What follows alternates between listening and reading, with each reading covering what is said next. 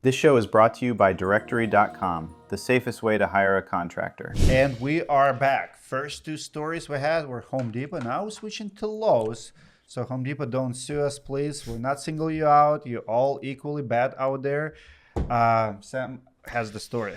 Let's talk about it. So is Lowe's sneaking extra items into your basket? So backstory is back in 22, a Virginia resident, Eleanor Levenfoss, bought a GE front-load washer from the Lowe's website.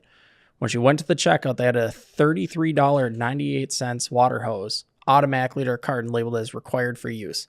She later discovered that the washer already came with the hoses. She believed she was misled into buying something she didn't need, which makes sense. I mean, if I get to a cart that says required, I'm not going to question that either. I think she's in the right there. So her allegations, Levenfoss filed a proposed class action accusing Lowe's of using deceptive dark pattern manipulation tactics online. That is an aggressive stance.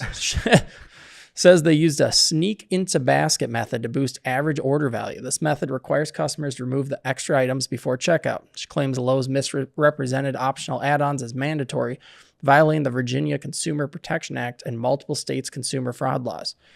Levenfoss filed a federal class action to represent residents in Virginia and 8 other states where the hoses and washers were sold, from Arkansas, Kentucky, Idaho, Montana, Alaska, all over the place.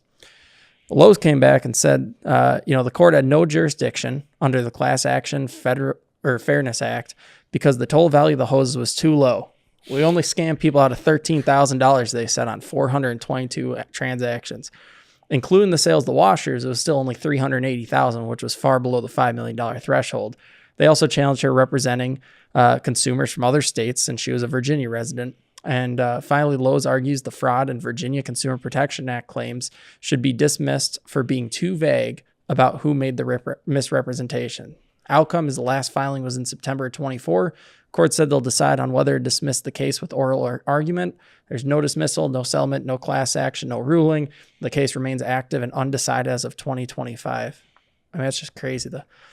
Our defense will just say, wasn't bad enough. We're not on Home Depot's level yet. What are you doing suing us? Brent, during the break, you mentioned you had an instance similar to this happen to you. Is that right? Yeah, it was actually with a washer from Lowe's. So, but this was in store. So I went to check out my local Lowe's here, and sure enough, there was a hose added to it. Now, I did question it. I asked the guy, I was like, I know they come with a hose. I ended up buying it because he had a good, he showed me a hose. It was a braided hose, a higher quality. And then I think he had one, or he probably had it behind his desk or something, showed me what would come with it. And it was just like kind of a rubber hose. And he was like, this will break. This will last longer. And I'm like, $33, let's go. But it was weird, man, because at first he made it sound like you had to get it. And I kind of had to be like, I've bought these. I'm a contractor. I kind of get it. But tell me about it. But then he had a decent sales pitch, and I agreed with him when it was all said and done. So, that's interesting. Can't really complain because I bought it. The sneaking in and marketing is required. Here's my issue with this is Eleanor Levenfoss, the one that filed this. Homeowners aren't going home and installing their own washing machines, right? My parents, my aunt, my uncles, whoever else buys a washing machine, they're not going to put it in themselves. They're going to get it. They're going to hand it off. They might have a cousin, an uncle, a brother, someone else might come install it, or they might hire a contractor to come install the thing. Well, whoever installs it's just going to see that hose sitting in the pile of parts. They're either going to install it or they're going to throw it in a junk drawer or throw it in the trash at then. And no one will ever know. So when they're come back saying, oh, there's only 400 transactions, I guarantee if they got you on it, Brent, I guarantee it's thousands of times that this is happening across the board, and no one ever knows because it's just another spare part gets mixed in. It's funny terrible. Because I just had experience with the Lowe's this week. Our toilet broke in a kid's bathroom. So I went to the Lowe's and bought the toilet. I wonder, so I bought a toilet, supposed to install it on Saturday. Did not happen because I did not buy the freaking hose. So my question is, why Lowe's sold me the toilet and did not sell? I have a hard line, and they have why that is not included.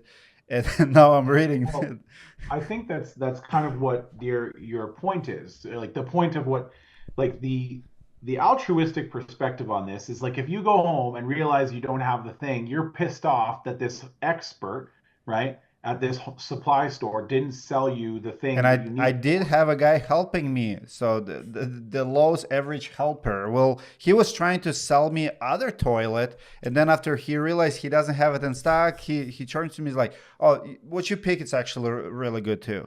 I'm like, really?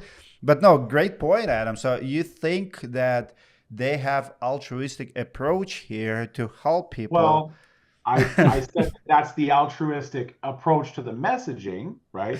But like we're all exposed to this every single day. I think that the judge, the reason that they might dismiss it is because you're really wandering into dark territory in terms of like government regulation on business, because this is conversion rate optimization. And so the methods of conversion rate, and this is like any website, Amazon, airlines are the worst for this, especially the cheap ones, right? Because they take into advantage of something called inertia tax, right? So consumers going through their buying process, they get what's called pot commitment bias and then cognitive overload, which creates this like inertia tax. So you're trying to just keep your inertia of moving through the transaction, and you start clicking things faster because you want to get to the end. And so you accept that extra baggage fee, or you accept that they have like a get on the plane first fee or whatever. And so you use user interface and user experience to do conversion rate optimization on a website. So this is more of like the online side. And the altruistic approach is like, well, this is a good thing for them to have. It's a better hose, or it's a good hose, or it typically does require a hose, and we don't see what's inside the box. We just know that it's a washing machine inside the box, but there's no individual SKU saying there's a hose. Some come with them, some don't. So we just marked all the washing machines to require a hose. And so there's this is murky territory in terms of like a business. When is conversion rate optimization a helpful tool? When is conversion rate optimization the reason that your company outperforms in a business environment that requires you to maximize profit for shareholders?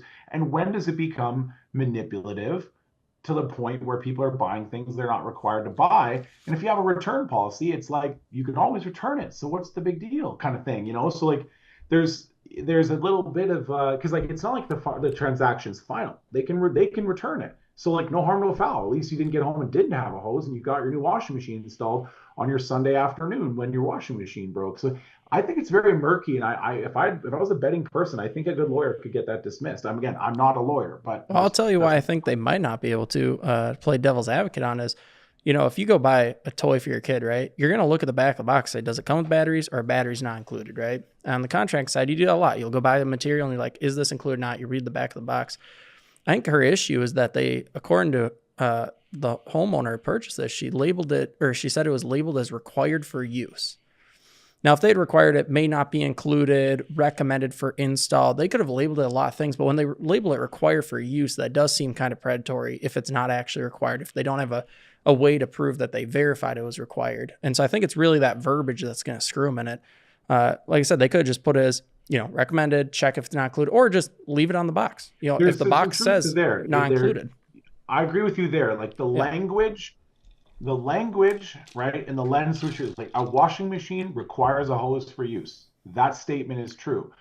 But is it required with that particular SKU? That's requiring a whole new level of systems integration, right? Because some washing machines probably do include a hose, some don't. And then is the hose that's included long enough for the standard installation method inside of a house? I don't know what the laws are around how far the plumbing has to be from where the typical washing machine location is, and if there's a slope allowed in the hose and blah, blah, blah. But like, you know what I mean? Like, what is the standard place to put a washing machine, and what is a standard hose supposed to be? There's a lot that goes into this, and the demand for Lowe's to make buying a washing machine dummy proof, like, because you know about a toy needs batteries, you don't necessarily know, like a homeowner might not necessarily know, like, does it just plug into my wall? Like I don't know how, you know, like there's people, I watch people make dumb decisions every day.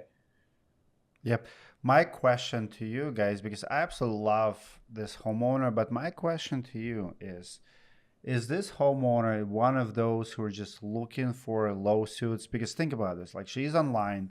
Lowe's have, I would argue, one of the best return policies in the country to Adam. point earlier, like she could easily take it to the store. So the item's $33, right? So you have multi-billion-dollar company, which is, shady marketing is like, just like in Home Depot case, it's a very questionable intent. Did they do it on purpose, or is it upsell? What's going on? So the question is, do we have real victim here? Is she just trying to make a point? Because think of like, how many people do you know that will sue someone over $33? It's not like buying a car, right? It's $33 and you can return it. You're not being scammed. You're not being lied to. You're not being pushed. And you're buying online. You go to Amazon and, like we do it every day, shop online every day, all the time. The question I have is like, is she a troublemaker here, or she has a valid point? I think this is actually the biggest story we have in all reality, because the first story we're talking about mislabeling prices from, where it says on the shelf to checkout. Yeah. Well, it's probably only increasing $1 or a couple cents, right? And we were all very up on that story, like, oh my gosh, they're marking the prices up. This is huge. Now we're talking about $33 add-on. I mean, $33 is a lot more than what, you buy a hammer, you get there, it's $6 instead of $5.50.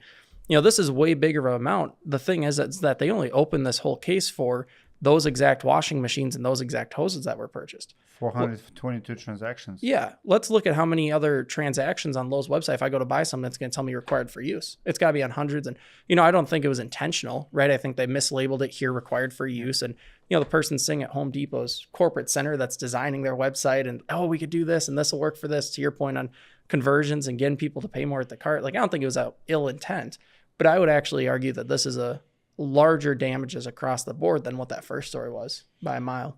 But also a little bit defending Lowe's. I don't think this kind of mistake. So we're debating here, like, who made it? Is it like some evil at the top? I would argue, because I'm also in the space, like I have an online marketplace, we sell underlayment online.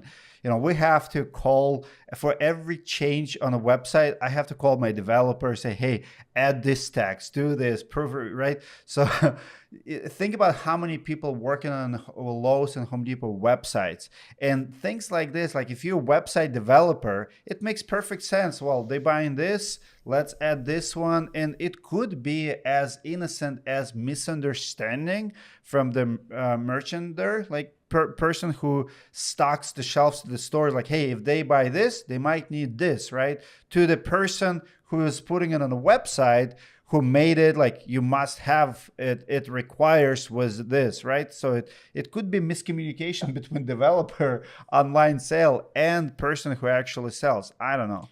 I would say there's a the huge difference is disconnect. like you can return the hose, but the pricing discrepancy on the price sheets, it's like, you can't return the hammer. Like you have to fight for that 50 cents. And like, where was that price? You thought it was 5 on the thing, but then you get to the counter and it's 6. But like they're all wrong. At the end of it, they're all wrong. It's just like it shows how deep our expectation is. Because equally, you're paying $300 an hour for a plumber to install your washing machine, and he gets to your house and you don't have a hose. Now you're calling Home Depot pissed off that your washing machine doesn't come with a hose, and it's costing you $300 an hour for you to like send him to go get a hose from his plumbing supply place. Like, it's like you're damned if you do and you're damned if you don't. Well, Brent could probably answer this. Brent, do you ever install stuff if it's customer supplied materials? I would bet most plumbers won't. It would. I did one this year, and it was a weird power fan that they had to have, right? Yeah. But I also was like, hey, if this thing doesn't work, you got it. Like, I'll box it back up for you. I'm not paying for it. But yeah, kind of like what we're talking about. So if you have washers that come with hoses, some that don't, and then it gets up to the web level, you have some website developer or programmer or whatever. Adam probably knows the right term for that. But they're not washer experts. They're not even construction experts. I've been working with the same website people for many years. They still don't know a lot about roofing. So it almost seems like it could just be something as just like a simple as an oversight issue. Like, hey, man, you shouldn't have put that for every single washer because the GE ones come with a hose. I mean, we're not talking about a lot of money here, really, at the end of the day. I get it. It's wrong. But I don't think it was nefarious, man. These board members and CEOs they're already killing it without the water hose charge. I agree 100%. We have one more spicy story, but before I want to make a quick announcement. If you're the homeowner listening us on the radio or watching us on YouTube, drop the comment below. You can always text me if you want to be on the show. If you have crazy story like Eleanor here, with your experience with a contractor, with a store, maybe you bought something and it did not go right. We want to hear from you, maybe even invite you to our studio to share it. My number is 612-558-4881. You can always text me. I respond to all the text messages. When we come back from the break, we'll have one more spicy story also about Lowe's, how lawyers got super rich and homeowners who got wrong got very, very little. Do not go anywhere.